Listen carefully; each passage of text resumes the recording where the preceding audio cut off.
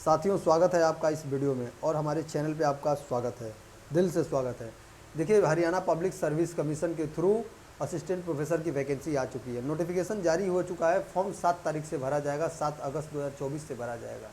इस वीडियो में हम बात करेंगे कि फॉर्म का लास्ट डेट क्या है, फॉर्म के लिए एज क्या है, फॉर्म का फीस कितना है और कौन कौन लोग इस फॉर्म को भर सकते हैं। क्या अदर स्टेट के लोग भी भर सकते हैं इस फॉर्म को, कि केवल हरियाणा के लोग भी भर सकते हैं इस फॉर्म को। ठीक है। फॉर्म भरने के लिए क्या क्या डॉक्यूमेंट लगेंगे, क्या क्या डॉक्यूमेंट स्कैन कराने होंगे, क्या क्या डॉक्यूमेंट हमारे पास होने चाहिए, और फॉर्म इस जो पूरी वैकेंसी आई है इसमें कितनी पोस्ट है सब्जेक्ट वाइज, ये 5-6 चीज़ें हम कवर करेंगे। वीडियो 5 से 6 मिनट के लिए होगी, लेकिन आप वीडियो को लास्ट तक कंटिन्यू देखिएगा।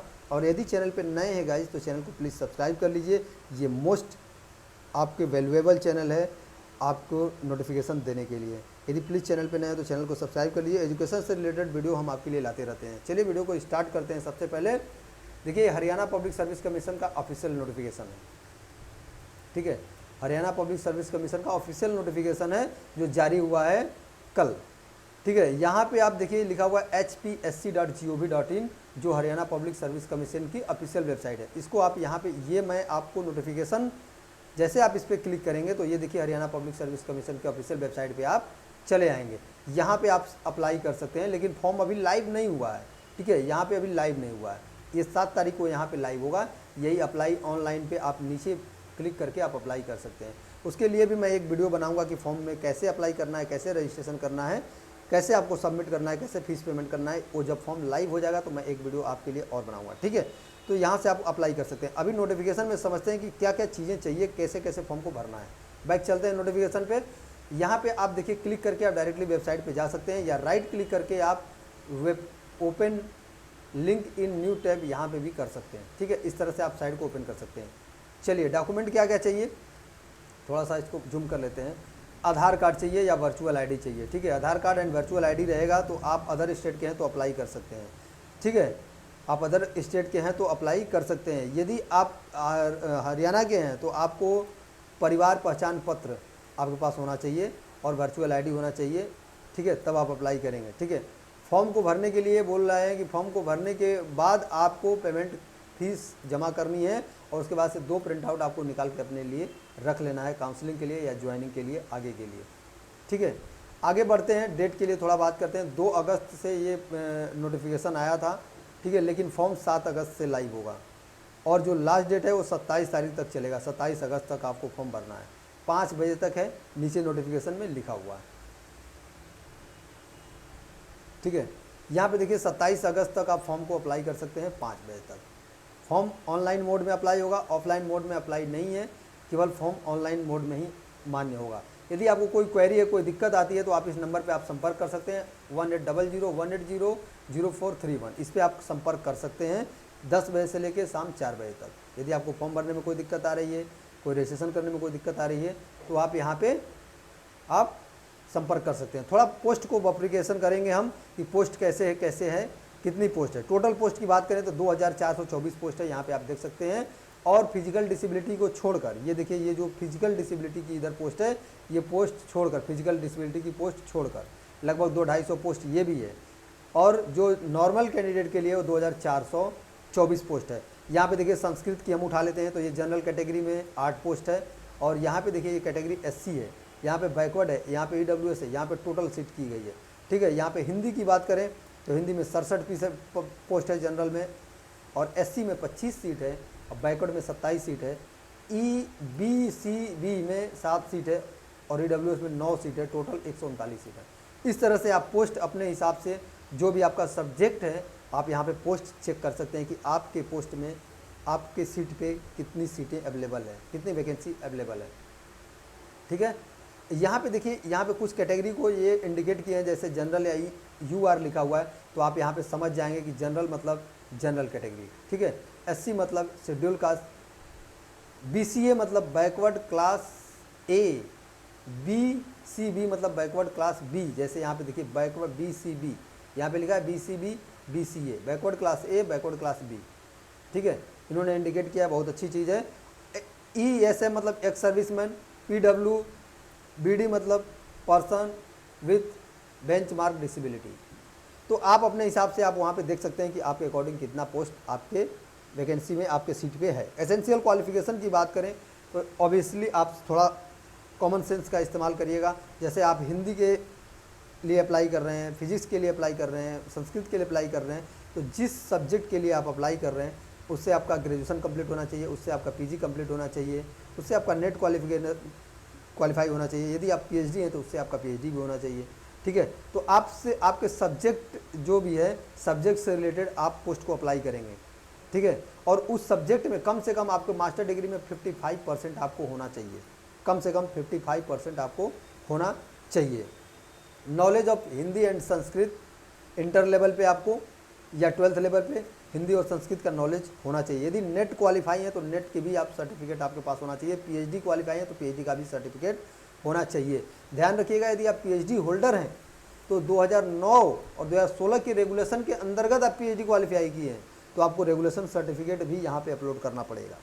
ठीक है, और वो रेगुलेशन सर्टिफिकेट आपको अपने डिपार्टमेंट से लेना होता है, वो आसानी से मिल जाता है। जिस भी यूनिवर्सिटी या जिस डिपार्टमेंट से आपने पीएचडी क्वालिफाई किया है तो आप रेगुलेशन सर्टिफिकेट वहाँ से ले सकते हैं। ठीक है, और जो क्वालिफिकेशन है अपने सब्जेक्ट से रिलेटेड है और उसमें कोई अलग से क्वालिफिकेशन नहीं है, बस आपके 55% क्राइटेरिया को पास होना चाहिए, नेट क्वालिफाई होना चाहिए। यदि आपके पास पीएचडी है तो आप पीएचडी भी सर्टिफिकेट अवेलेबल होनी चाहिए। बाकी आप डिटेल नोटिफिकेशन के लिए इस वीडियो में अप्लाई करने का लिंक और इस नोटिफिकेशन का लिंक मैं डायरेक्ट इस वीडियो में डाल दूंगा ताकि आप वहाँ से क्लिक करके इसको चेकआउट कर सकते हैं। चलिए आगे की तरफ थोड़ा चलते हैं। एज रिलैक्सेशन की बात करें, ठीक है, तो ये रिलैक्सेशन की बात करें तो रिलैक्सेशन 5% से लेके granted from 55% to 50% marks PhD degree holders. ठीक है, आपको पीएचडी डिग्री होल्डर है तो आपको 5% का रिलैक्सेशन मिलेगा। ठीक है, ये आपको चेकआउट कर लेना है क्योंकि ये थोड़ा नोटिफिकेशन लंबा है और इसे हर चीज़ को यहाँ पे डिक्लेयर करना संभव नहीं है। ये नोटिफिकेशन मैं आपको वीडियो के डिस्क्रिप्शन में दे दूंगा। क्वेश्चन की बात करें थोड़ा सा तो देखिए आपको एमसीक्यू क्वेश्चन होंगे, यहाँ पे देखिए स्क्रीनिंग टेस्ट होंगे इसको क्वालिफाई करने के लिए। एमसीक्यू क्वेश्चन होंगे, 100 क्वेश्चन होंगे, 2 घंटे के होंगे, 100 नंबर के होंगे। ठीक है, यहाँ पे आप देख सकते हैं, तो आप इसे भी चेकआउट कर लीजिएगा।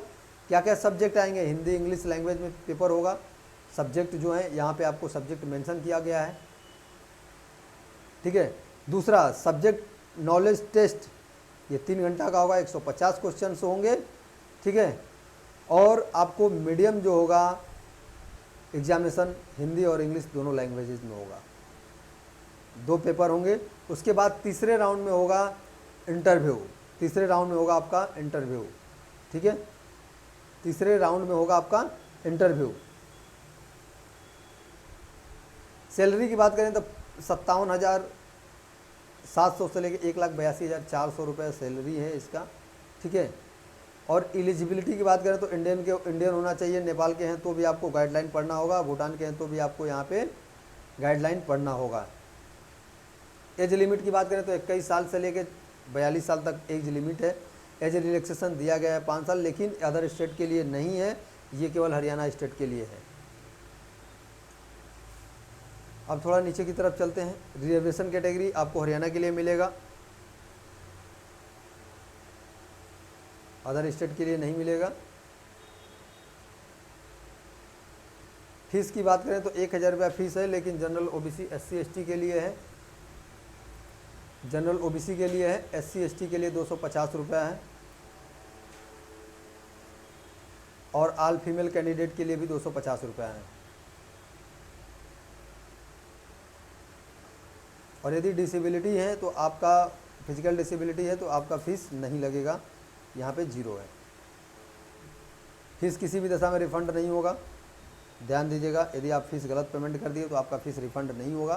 फीस यहाँ पे कैटेगरी चूज करिएगा, और कैटेगरी चूज करते समय, फॉर्म भरते समय तो ये इंश्योर कर लीजिएगा कि आपका जो कैटेगरी है उसके हिसाब से वहाँ पे फीस शो हो रहा है नहीं, तभी पेमेंट करिएगा कन्फर्मेशन के बाद ही, अन्यथा फीस पेमेंट आपका वापस नहीं होगा किसी भी दशा में। ठीक है, अब डॉक्यूमेंट आपको क्या क्या चाहिए, ये कुछ रूल रेगुलेशंस बोल रहे हैं कि आपका जो डॉक्यूमेंट है, हाई स्कूल इंटर की मार्कशीट है, date of birth, category qualification, marks obtain, ये सब चीज़ें प्रॉपर भरी जानी चाहिए।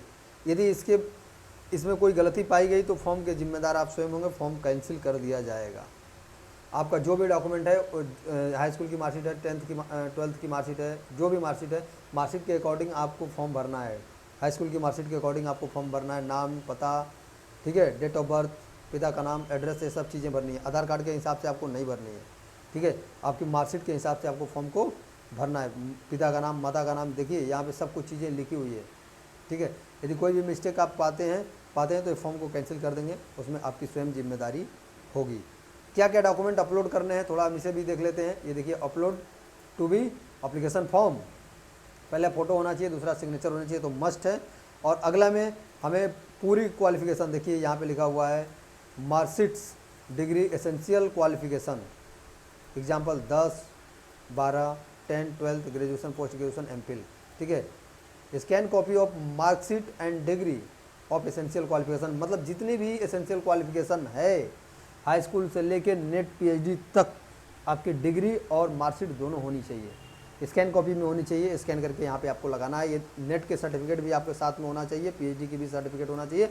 और यदि पीएचडी 2009 या 16 के रेगुलेशन के अंतर्गत है, उसका भी रेगुलेशन का भी सर्टिफिकेट आपको स्कैन फॉर्मेट में होना चाहिए, ठीक है।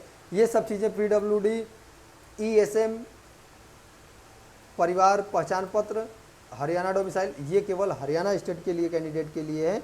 जो लोगों के पास ये प्रमाण पत्र है, जो लोग इस कैटेगरी को क्लेम करेंगे, उनका डॉक्यूमेंट ये लगाना पड़ेगा। यदि आप कहीं टीचर हैं, कहीं पढ़ा रहे हैं, तो आपको एनओसी देने की ज़रूरत है, और एनओसी यहाँ पे स्कैन करके लगेगा। देखिए यहाँ पे लिखा हुआ है no objection certificate by employer. आप हरियाणा के हैं या कहीं अदर स्टेट के हैं तो भी आपको यहाँ पे लगाना पड़ेगा। यदि कोई एक्सपीरियंस है, यदि आप कहीं पढ़ा रहे हैं, तो एक्सपीरियंस सर्टिफिकेट भी आपको लगाना पड़ेगा, ठीक है। तो इस वीडियो में गाइस इतना ही। यदि आप प्लीज़ चैनल पर नए हो तो चैनल को सब्सक्राइब कर लीजिए। चैनल को सब्सक्राइब करने से मुझे उत्साह मिलता है, और वीडियो को लाइक कर दीजिए।